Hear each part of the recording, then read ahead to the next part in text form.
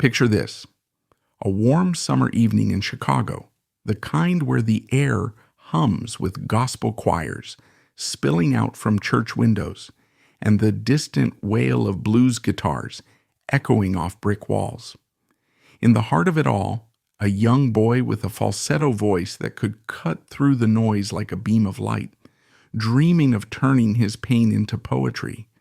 That boy was Curtis Mayfield, a man whose music didn't just entertain, it healed, challenged, and uplifted generations. Today, we're diving into his extraordinary life, from the streets that shaped him to the tragedy that tested him and the unbreakable spirit that defined him. Settle in, because this is a story of soul struggle and sheer resilience. Chicago in the 1940s was a city of stark contrasts.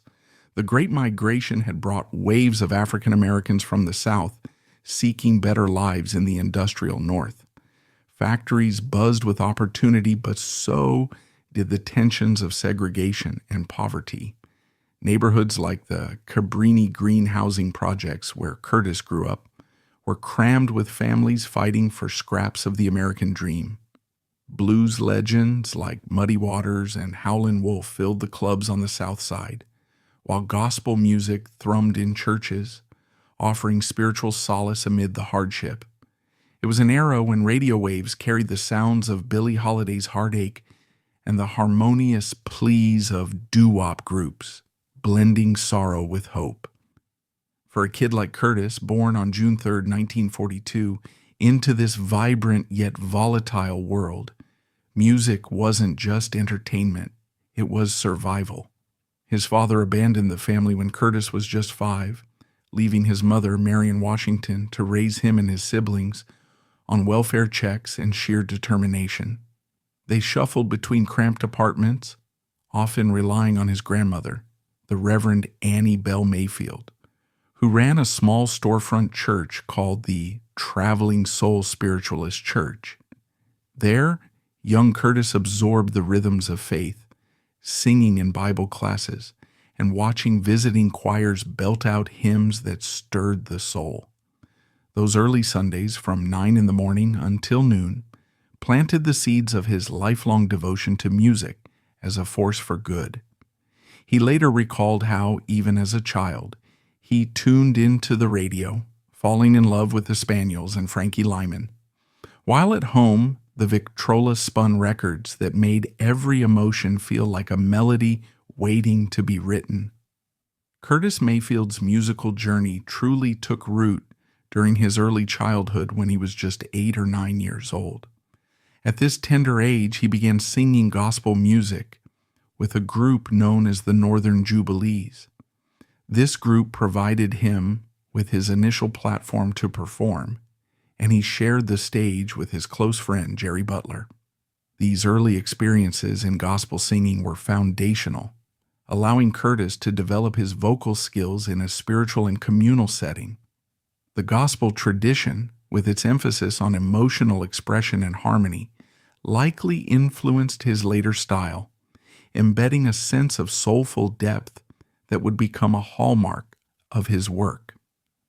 Participating in the Northern Jubilees not only honed his singing abilities, but also introduced him to the discipline of group performance, setting the stage for his future collaborations and leadership in music ensembles. Teenage years, dropping out of school and focusing on music, age 14, around 1956. By the time Curtis reached 14 years old, his commitment to music had solidified to the point where he made a pivotal life decision. After completing just 1 year of high school, he chose to drop out entirely, firmly believing that his true path and destiny lay in the world of music rather than in traditional academic pursuits. This choice reflected his early conviction and determination, prioritizing passion over conventional education. Instead of relying on textbooks and classrooms, Curtis sought knowledge and growth from alternative sources. His real education unfolded on the streets of his neighborhood, and through interactions with the people around him, He became an astute observer of everyday life, constantly listening to conversations, watching social dynamics, and absorbing the raw, unfiltered experiences of those in his community. This street-level learning process was instrumental in shaping his songwriting. He learned to transform the harsh realities, struggles, and poignant moments of life into lyrical content, infusing his music with authenticity and relatability that resonated with listeners on a personal level. At 15 years old, Curtis took a significant step forward in his musical career by teaming up with his friend Jerry Butler to form a new group called the Roosters. This collaboration marked the beginning of a more structured pursuit of professional music making, building on their earlier gospel experiences. The Roosters quickly evolved and rebranded themselves as the Impressions, a name that better captured their emerging style and ambitions.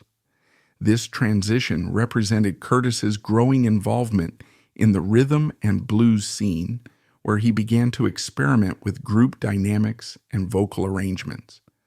The formation of the Impressions was not just a name change, but a maturation of their sound, blending gospel roots with contemporary R&B elements, which would soon lead to their breakthrough in the industry.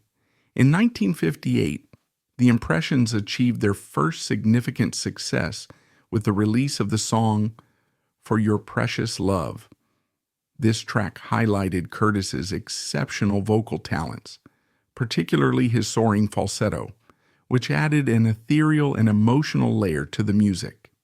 Complementing his singing were the poignant lyrics he contributed, which dealt with themes of love and longing in a heartfelt manner.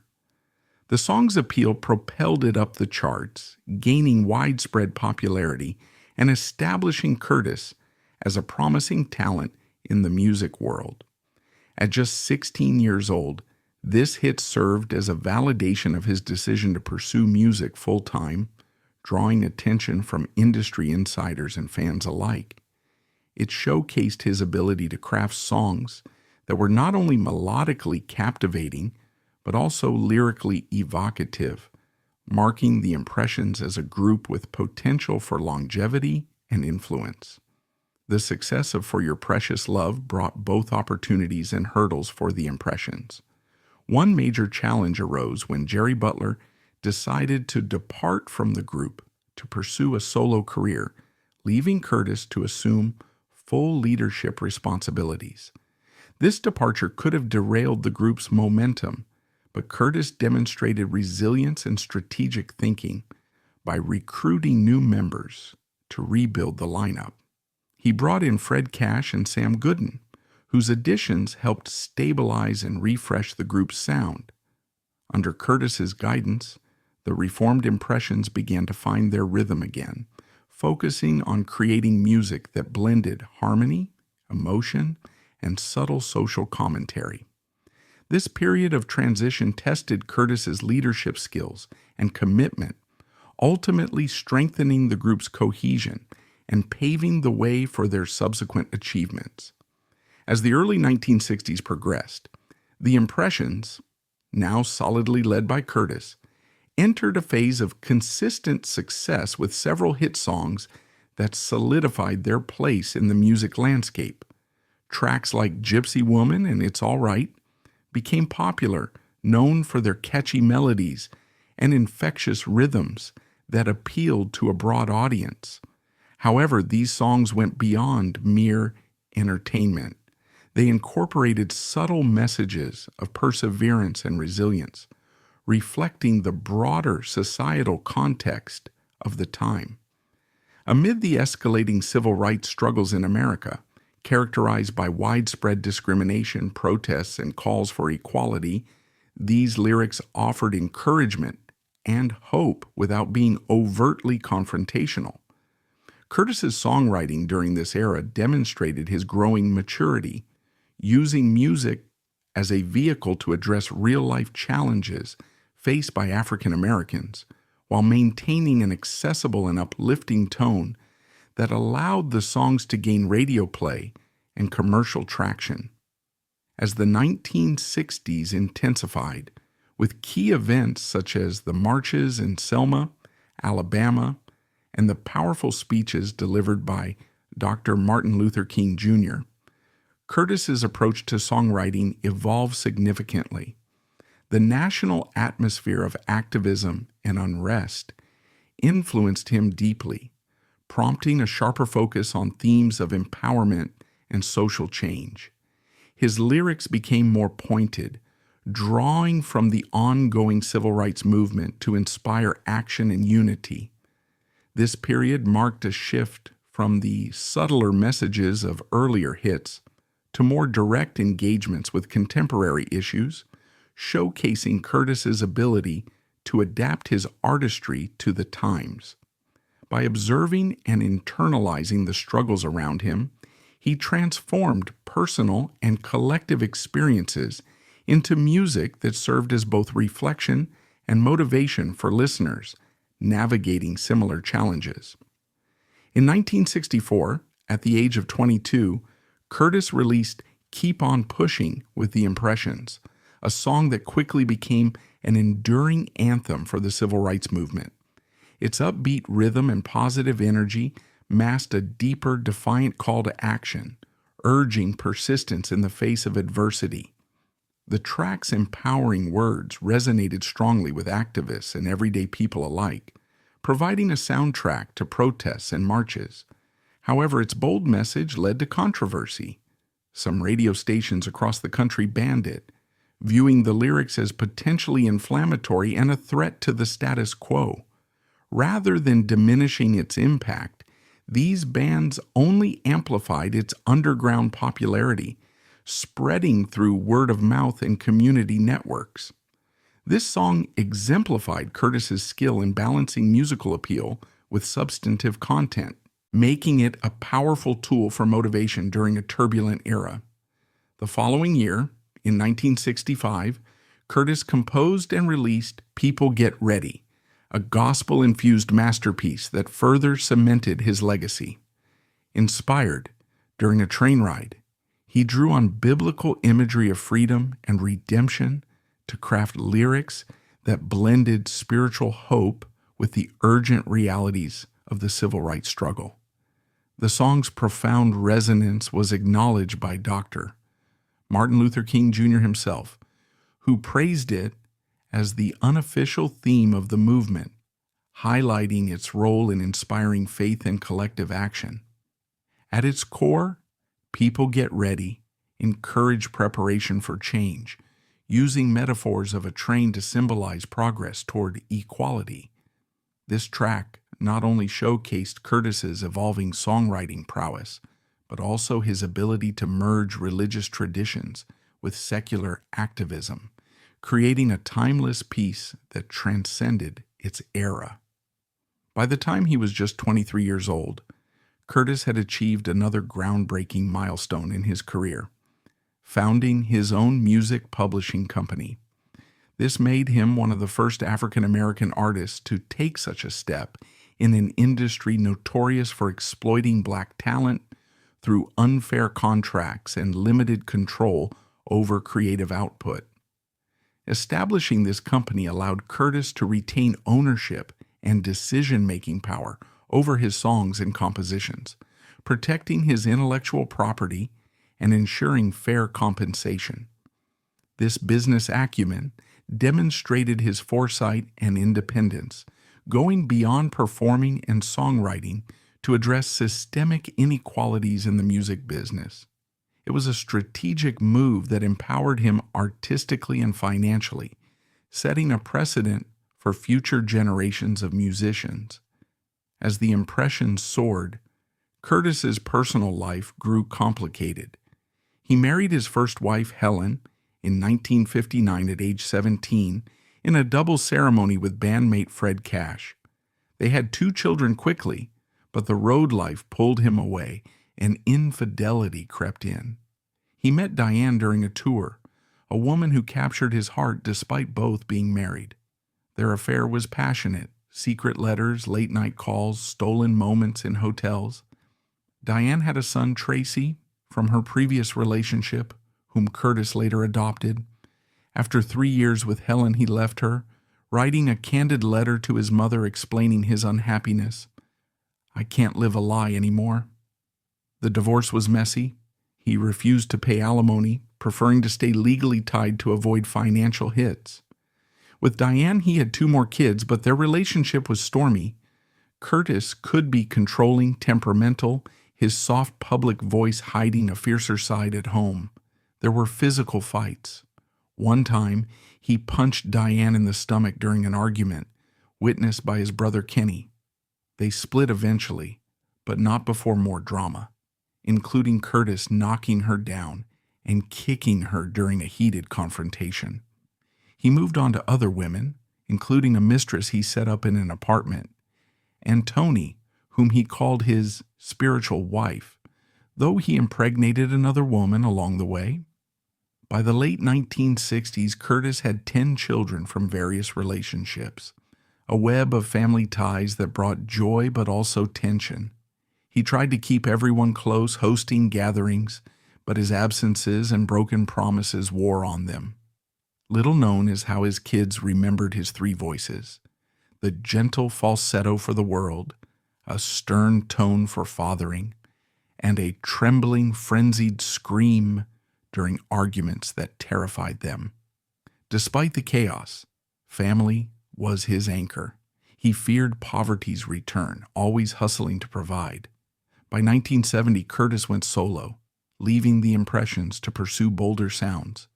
His debut album, Curtis, tackled urban ills with funky grooves and sharp lyrics.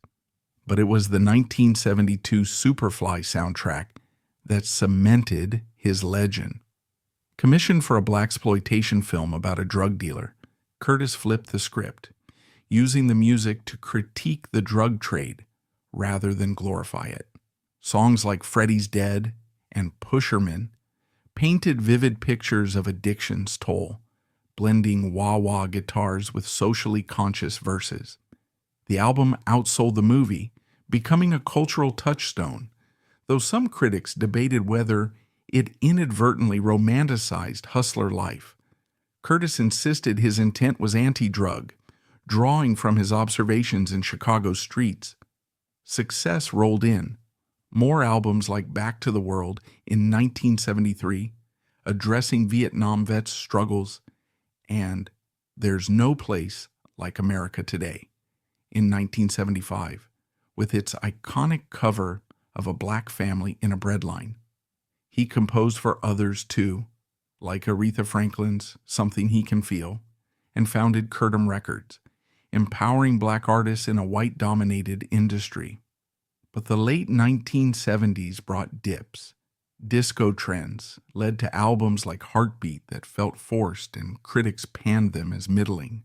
As substance use crept in, a quiet low point as his star dimmed slightly. Still, he toured relentlessly, his velvet voice and guitar work captivating audiences. Then came August 13th, 1990, a date that shattered everything. Curtis was headlining an outdoor concert at Wingate Field in Brooklyn, a free event drawing 10,000 fans. It was a stormy evening, winds whipping up, but the show went on. He'd flown in from California, checked into a New Jersey hotel to save money, and arrived backstage around 8:30 p.m. He shook hands, collected his pay, tuned his guitar, and changed into stage clothes. The promoter asked him to go on early to beat the weather. His band started Superfly, and Curtis stepped up the ladder-like stairs to the stage. 3 steps in, a massive lighting rig, loosened by gusts up to 60 miles per hour, crashed down. He never saw it coming. It happened, and it happened fast, he later said. I never even saw it coming. Pinned under the wreckage, his spine crushed in 3 places, he lay paralyzed from the neck down as rain poured. Fans screamed. Bandmates covered him with plastic until paramedics arrived. Rushed to a nearby hospital, he underwent surgery, but the damage was permanent. Quadriplegia meant no more guitar playing, no walking, no simple hugs for his kids. He caught pneumonia, spent weeks on a ventilator, unable to speak. From his bed, he obsessed over finances, whispering to his son Todd, "Take care of the money." It was a freak accident in the safest place he knew, on stage with his guitar. Yet Curtis refused to fade. Back home in Atlanta with his third wife, Althea, they'd married after the accident. Raising 6 of his children together, he adapted. To record, he lay flat, gravity aiding his diaphragm, singing one line at a time, painstakingly. New World Order in 1996 was his comeback, full of hope amid pain. Tracks like Back to Living Again reflected his philosophy. How many 54-year-old quadriplegics are putting albums out? You just have to deal with what you got. He collaborated with artists like Ice-T, blending old soul with new hip-hop. But health woes mounted. Type 2 diabetes, a leg amputation in 1998, compounded his suffering. He died on December 26, 1999 at 57, surrounded by family, his legacy intact. Peeling back the layers, Curtis's story brims with emotional depth. His son's biography, Traveling Soul, reveals a man whose music mirrored his inner world.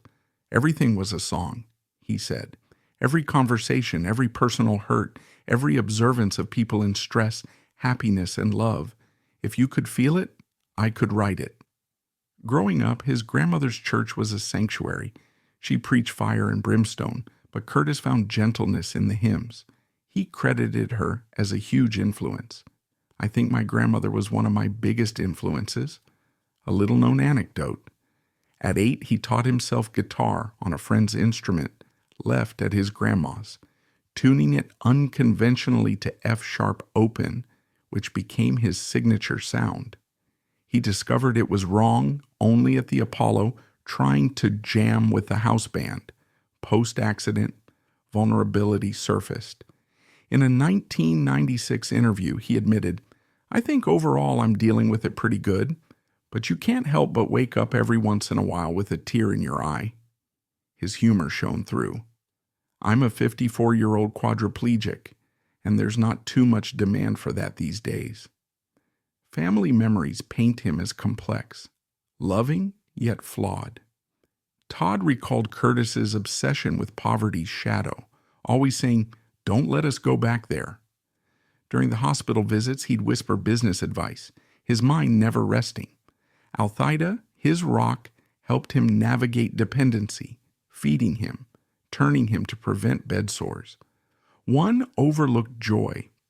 Despite paralysis, he hosted visitors, sharing stories, his falsetto still pure when singing softly. Eyewitnesses from the accident described chaos, winds howling, rig collapsing like thunder. But Curtis's calm in recounting it showed his inner strength. "I chose not to shut my eyes, for fear of dying." His lyrics often felt like prayers.